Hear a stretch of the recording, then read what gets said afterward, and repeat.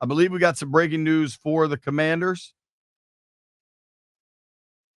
Former 49ers defensive lineman, versatile piece, 6'5", 320, Javon Kinlaw. A lot of dude right there. Actually born in D.C., for what it's worth. Played his college ball at South Carolina. Will sign with the Washington Commanders. I'm seeing this first from Rap Sheet. I'm sure there's others out there that have it. 3-year, $45 million, $30 million guaranteed. So they're doing something. 2 years for 15. Kinlaw's an interior guy that can help you a lot. Played all 17 games, both of the last 2 seasons. 4 years in San Francisco. Adam Peters was there when he was drafted. He was a first rounder in the 2020 draft. There you go. This is whatever happened last year. They kind of inherited some of their players. Now they get to build the roster the way they want.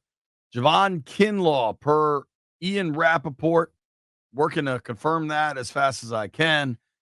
Played all 17 games for the Jets last year. 4.5 sacks, 40 tackles, 5 TFLs. That Jets team was really bad, so it's kind of hard to take too much. I can confirm the Javon Kinlaw signing. All right, that's your first big move of free agency. Obviously, Debo was the first big move. That was a trade. Everybody said they got to beef up the middle. 6'5", 320. That's beef. 6'5", 320. Where's the beef? Yeah, for sure. It's going to be interesting as we keep seeing this coming. Everybody that's been saying, build up the lines, build up the lines. There's your first move. First move right there. Javon Kinlaw from the Jets last year, but Adam Peters was there when the Niners took him in the first round back in 2020. Clearly, this is somebody Peters targeted and wanted to bring to town. Let us know what you think. 800-636-1067. And keep these phone lines open all day. Jeffrey, what's your gut reaction to Kinlaw? I'm not mad at it. We needed to add some people to that deal. Well, let me just say this from the jump. I'm not mad or upset at any move that's made towards the offensive or defensive line. I am okay with it. Let's just keep going up. But I'm cool with the move.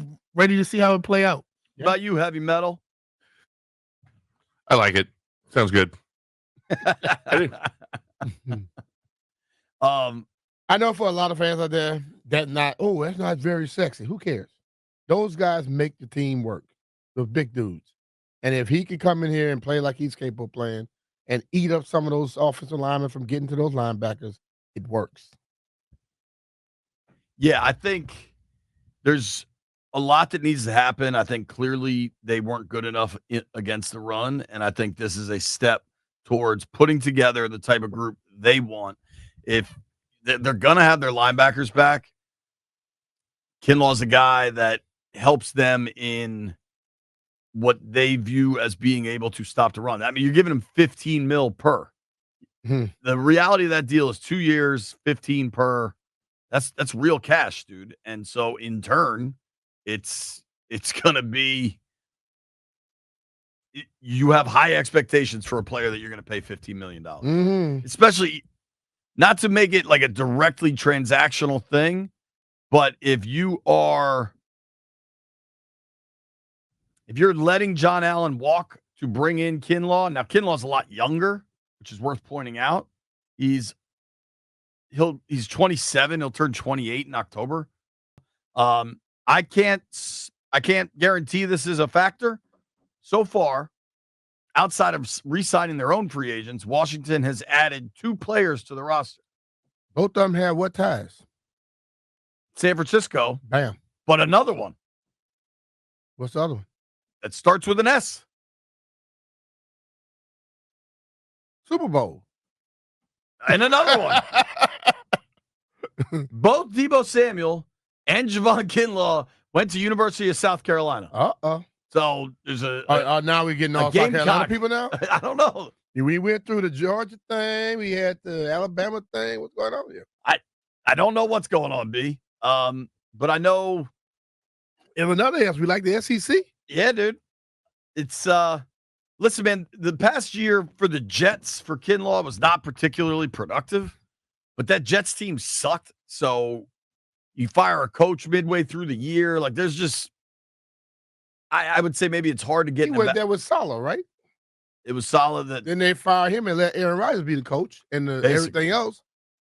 I don't expect much to be good coming from that team when they did stuff like that. So here's the deal with Kinlaw. We'll take you all the way back. He was actually born here. His family moved to the United States from Trinidad. They settled in South Carolina. He went to high school in South Carolina, went to college in South Carolina, was the 14th overall pick by the Niners back in 2020 when Adam Peters was, number 3 in that organization behind Kyle and John Lynch. Missed a lot of time as a rookie. Had a really productive season, 33 tackles, an interception, just 1.5 sacks, but he's an interior guy. In 21 and 22, he played 10 games in 2 years. A lot of injuries. The productivity obviously shrunk. 23, which was a good year for the Niners. He was a big piece in the middle, played all 17 games, 25 tackles, 3.5 sacks. I mean, a big D tackle numbers probably aren't going to pop that often. Last year for the Jets, the sack numbers went up a little bit, 4.5, the tackles to 40.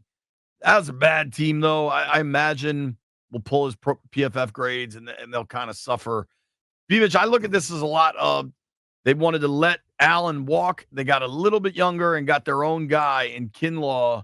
What do you make of the move? I like the move. I think, they're addressing the thing that they need. And what I believe with this team is, and that's just what we've said from the moment they hired Adam, if Adam is going to bring them here, they see something. And I also believe you get more production out of guys with this coaching staff. They develop guys. You know what I mean? I haven't seen that happen a lot, but last year I saw it happen, and I would expect to move forward with it. If he gets on the field and play what he's capable, which you expect, I think it's a big plus. I don't know that it's a plus. Like if you're thinking of it as a John Allen's out, Javon Kinlaw's in, I don't know that it's a plus, but I know that it's cheaper and younger. It might be cheaper and younger, but they're not bringing people in that doesn't play what they don't like. So maybe, just maybe, he may fit what they like better and produce. That's why I say it's a plus. I understand what people did, but let's be real. The same people we say, but they had bad run defenses against those people. Dude, somebody that's coming in to try and make a difference. So I look at it as a plus. O-line, D-line needs to be addressed. However you do it. But I'm sure they're not bringing anybody they can't play. Well, I still wonder if your first big move in free agency addresses the interior of your defensive line. To me, it's pretty obvious that the exterior of your defensive line remains a priority. I think that's and there's options, right? Like obviously Sweat's out there, the Hendrickson situation. You got Cincinnati re-signing one of their D linemen, one of their interior guys. So it's I think one thing I've said with the Eagles individual players from that defense last year, I have a tough time making a big evaluation of anybody on that Eagles front seven because they were all so damn good. And I think the Jets last year were so broken that I don't know that I'm making much evaluations off of that team either. I agree with you on that, but the whole thing of it is the Eagles were so good because they had a bunch of individual guys being good. And we automatically give a credit to Carter and what's the other kid name? Jalen Carter, and they got one more. Nolan Smith, yeah, Zach Bond. We give it to those guys. But let's just be real. Could it be that some of the guys on that team on the outside made it easier for them to produce? If Sweat, like I say, Sweat was going one-on-one. Well, Jalen was going one-on-one.